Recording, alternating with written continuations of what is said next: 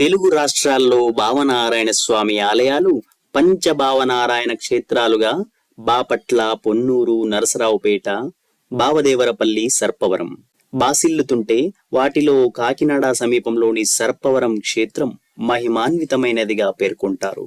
నారద క్షేత్రంగానూ పిలిచే ఈ ఆలయంలో రాజ్యలక్ష్మి సమేతంగా కొలువుదీరిన స్వామి రూపంతో పాటు స్వయంభుగా వెలసిన అనంతుడని సర్పం ప్రతిష్ఠించిన విగ్రహాలు మరో రెండుంటాయి.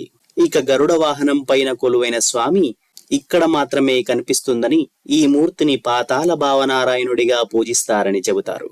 పూర్వం ఇక్కడ అనేక పాములు సంచరించేవట. అందుకే ఈ ఊరికి సర్పవరం అని పేరొచ్చిందని చెబుతుంటారు. మాధవపట్నం నుండి 3 కిలోమీటర్ల దూరంలో మరియు కాకినాడ రైల్వే స్టేషన్, బస్టాండ్ల నుండి 6 కిలోమీటర్ల దూరంలో ఈ గ్రామం కలదు. దేవతలు స్వయంభుగా కొలువు తీరిన ఆలయాలు కొన్నైతే భక్తులు ప్రతిష్ఠించే